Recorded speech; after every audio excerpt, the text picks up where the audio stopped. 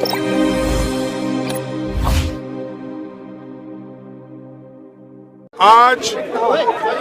सभी पार्टी के एमपीज और फ्लोर लीडर्स हमारी जो डिमांड जेपीसी का था और है, उस डिमांड को लेकर हम सभी लोग आज फिर एक बार यहाँ विजय चौक पे प्रदर्शन कर रहे हैं। एक बात तो इससे साफ और जाहिर होता है कि मोदी जी जनता से कुछ छुपाना चाहते हैं। हालांकि नीरव मोदी, चौकसी, ललित मोदी, मल्ल्या ऐसे लोग करोड़ों, हजारों करोड़ रुपए सरकार से लूट के बाहर चले गए, लेकिन उनके बारे में मोदी जी मुंह नहीं खोल रहे हैं और हमेशा दूसरों को टीका करने में वो बहुत अच्छा समझते हैं। आज मैंने बीजेपी का एक कमेंट सुना कि कांग्रेस और अपोजिशन के लोग बैकवर्ड क्लास के खिलाफ बात कर रहे हैं। अरे भाई, बैकवर्ड क्लास जो चोरी करके भाग गए वो बैकवर्ड क्लास के हैं?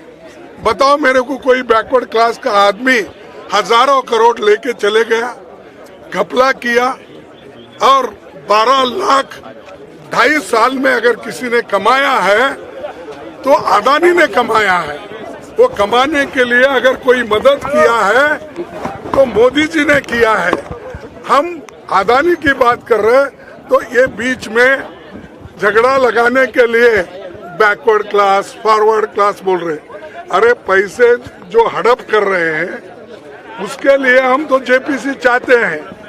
यहाँ पर बैकवर्ड फॉरवर्ड का सवाल कहाँ आ गया?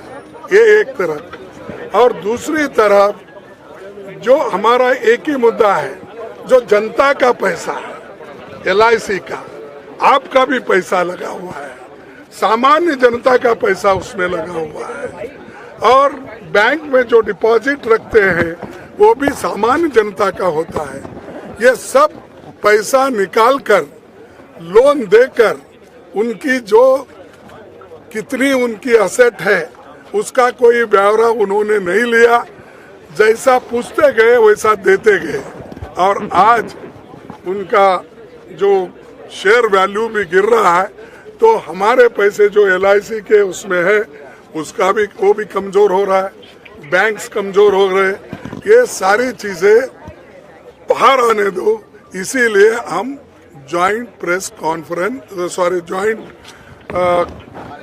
पार्लियामेंट्री कमेटी चाहते हैं, और इसी मुद्दे पे हम लड़ रहे हैं 4 महीने से, लेकिन सरकार सुनना नहीं चाहती। उनको क्या दिक्कत है? क्योंकि जेपीसी में तो उनके मेंबर ज्यादा होते हैं, उनका तो 2/3 मेजॉरिटी है। इसके बावजूद वो डर रहे हैं। क्यों? इसीलिए डर रहे हैं कुछ गलती है, दाल में काला है, तो इसीलिए वो डर रहे हैं। और हम ये लड़ते रहेंगे, एकजुट होकर लड़ रहे हैं, आगे भी लड़ते रहेंगे। उसके अलावा राहुल गांधी जी जो सच बोल रहे हैं और उन्होंने पार्लियामेंट में अपनी बात को सच्चाई से रखी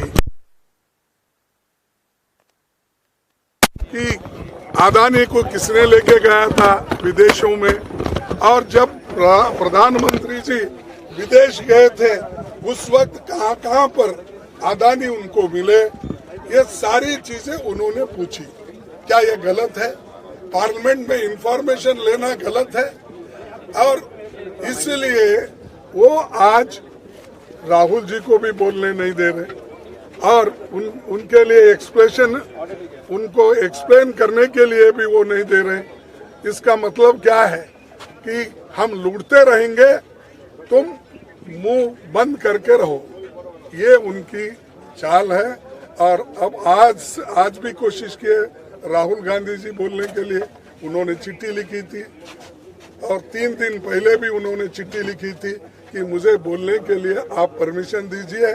मेरे खिलाफ 4 मिनिस्टर्स पार्लियामेंट में बोले हैं, मुझे भी वही हक दो जो जिस मेंबर्स को या जिस मिनिस्टर को आपने हक दिया है। तो फिर भी उन्होंने माना नहीं। इससे ये जाहिर होता है कि डेमोक्रेसी को खत्म करने का, फ्रीडम ऑफ एक्सप्रेशन को खत्म करने का, फ्रीडम ऑफ स्पीच को खत्म करने का, और आगे एक दिन ऐसा आएगा अगर यही चाल से वो चले और चल रहे हैं जिस राह से, तो इस देश में ऑटोक्रेसी आएगी, डिक्टेटरशिप आएगी और सबके बंद हो जाएंगे। हम बोलने वालों का भी बंद हो जाएगा मुंह। आप जो आज रिकॉर्डिंग करके सो टीवी में दिखाते हैं, लिखते हैं, वो भी बंद हो जाएगा। तो इसीलिए सबके लिए लड़ रहे हैं हम, जमहूरियत को टिकाने के लिए, संविधान को बचाने के लिए, freedom of speech and expression को बचाने के लिए हम कोशिश कर रहे हैं। और जो सच बोलते हैं उनको जेल में डालने की कोशिश वो करते हैं। सिर्फ एक ही पार्टी का नहीं, कांग्रेस का मैं बोल रहा हूँ, सभी पार्टी के लोग आज जितने भी अपोजिशन पार्टीज है जो सच बोल रहे हैं, ठीक ढंग से है, उनको भी सताने का काम कर रहे हैं। तो एक पार्टी सभी पार्टियों को वो अपना डंडा चला रहे हैं। तो ईडी का धमकी दे रहे हैं, सीबीआई का धमकी दे रहे हैं, और ये धमकियां जो वो लोग दे रहे हैं इसलिए दे रहे हैं कि डेमोक्रेसी में कोई बात न करे और उनके खिलाफ कोई बात न करे। ये उनकी मंशा है, लेकिन हम रुकेंगे नहीं। हम अपनी बात को रखते जाएंगे, लड़ते जाएंगे और देश बचाने के लिए, डेमोक्रेसी बचाने के लिए, संविधान बचाने के लिए पूरी कोशिश हम सभी लोग मिलकर करेंगे।